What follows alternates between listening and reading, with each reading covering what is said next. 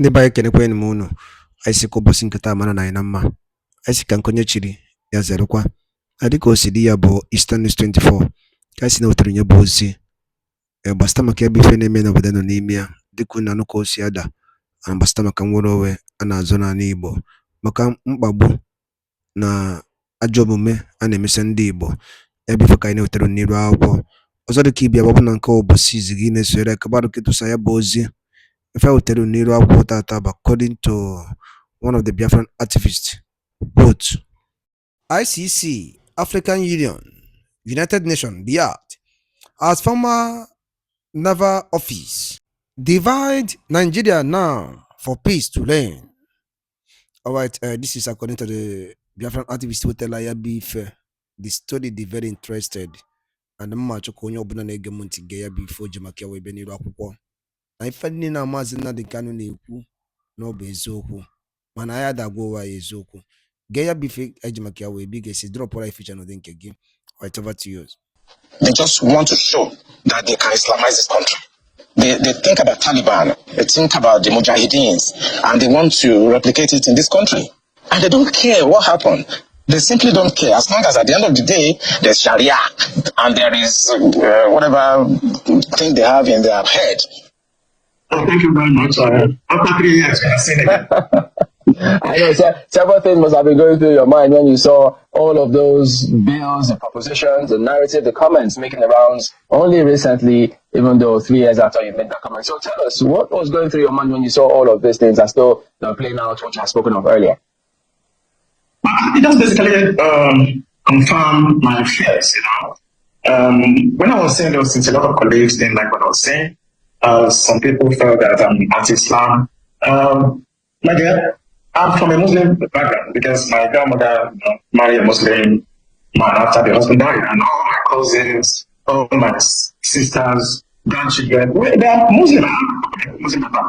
And that was how we attest to it. That when I took him with the Minister of Defense, to Italy, they were my guests in Italy, and I took them to the largest mosque in Milan. I would pray together in the mosque.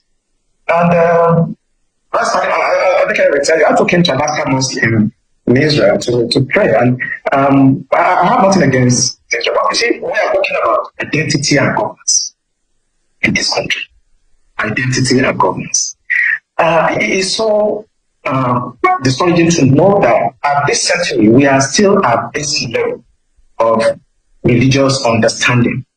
We are still at this level where I would say most of the things that we call religion, either Christianity, Islam, are basically some historical books that were plagiarized by most of the religions. I don't want to be specific, but these are ancient historical books that were plagiarized, and people decided to use them to either enslave you or take over your land and so on.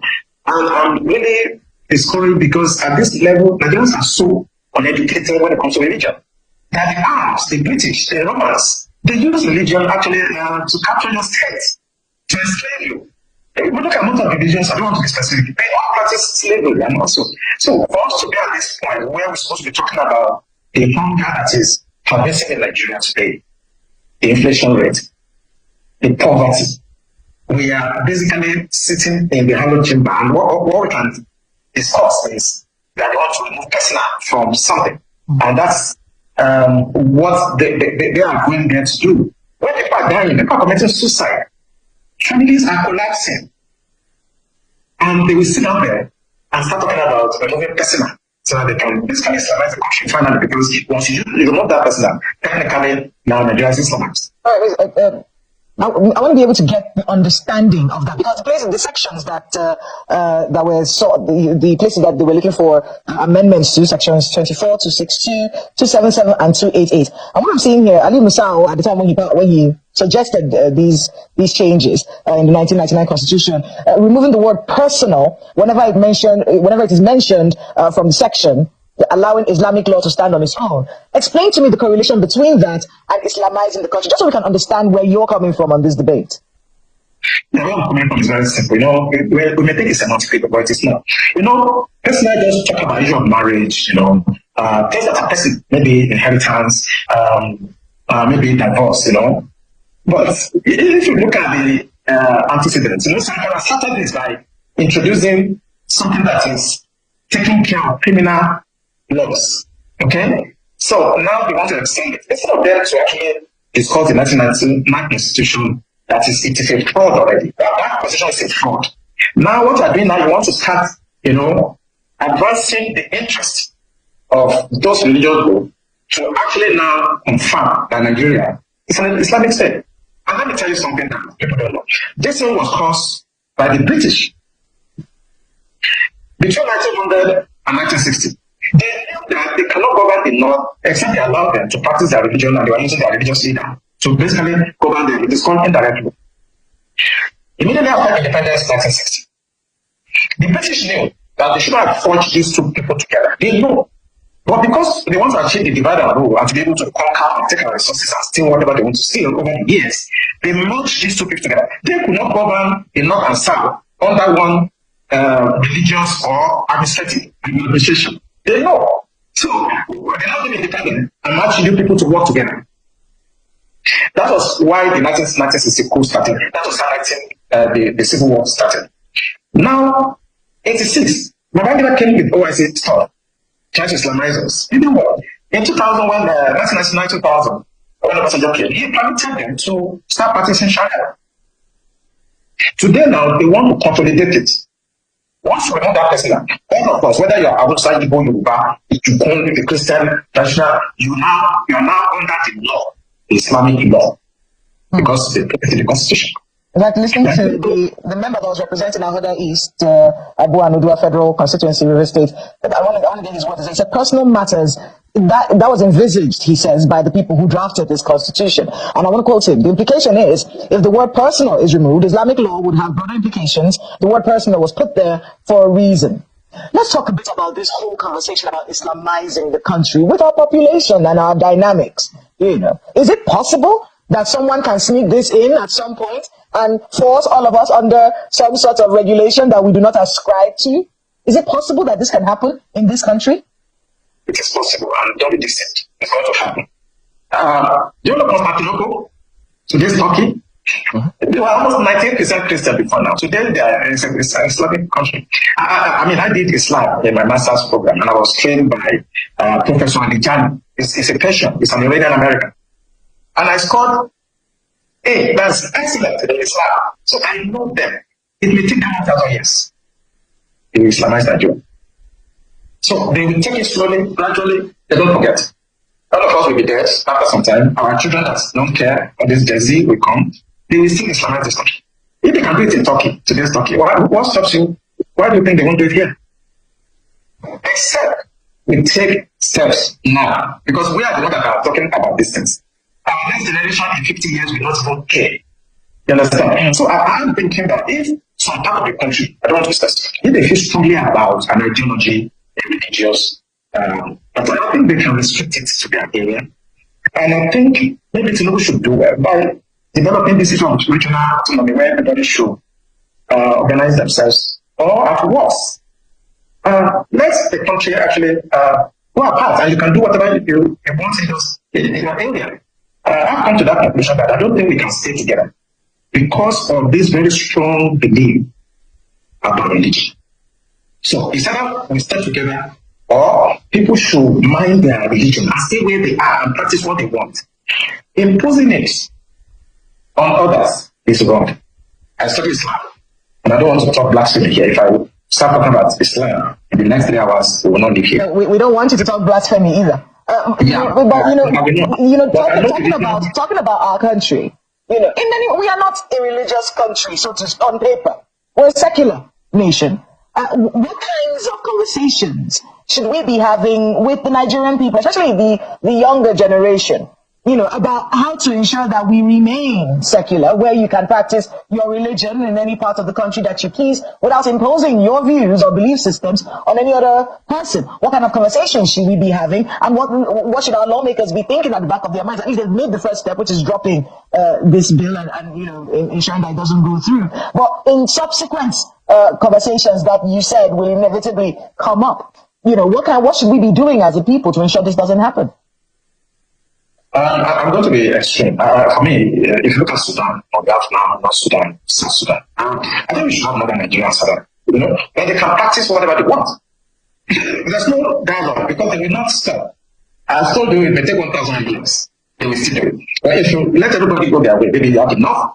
You remain there and you have the sovereignty down south, then you can do what you want. But if you remain and you think you can talk to your Gen Z and people that don't care about anything, it will happen. It took hundreds of years before Turkey, Constantinople, Istanbul was converted completely today. And if you look at history will tell you that you cannot assuage these people. Who owns those banks? I did a lot of research and I went to our audience to go and find out the owner of Taj Bank and the other bank. Then the picture will start getting clear to you. You have the Jaiz Bank and you have the Taj Bank.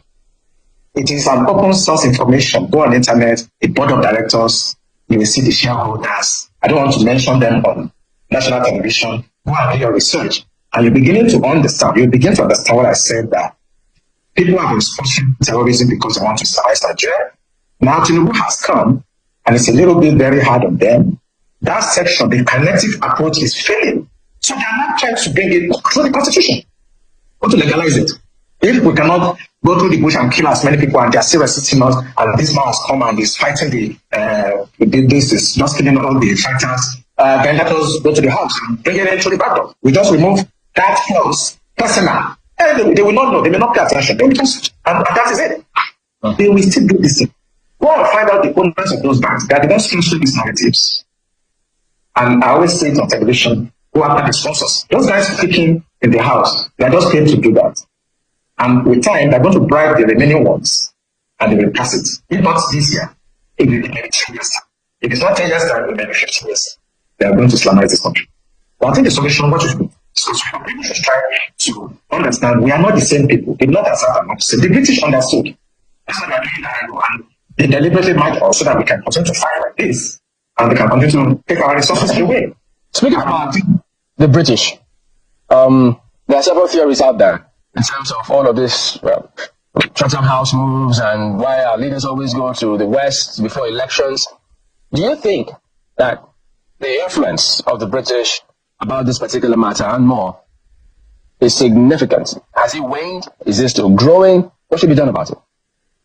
No, what the British did is just like what the Belgians, the other, like the French, it's the same method of giving you independence, but they know that you're not independent. Why do you go to Chatham House? And who recently wanted to talk about Yoruba nation. I saw him in Britain trying to give them letter. Why do we do that? It's because they have very strong influence. And don't be deceived. British are very subtle. They're not like the French people. They're not like the Russians. Okay, they're not like the Chinese. Very subtle, very clever. They are the one that is making this happen because it benefits them. Yeah. You can't be Nigerian president if you don't get the blessing of the British. What is their benefit though? The British benefit? Yeah.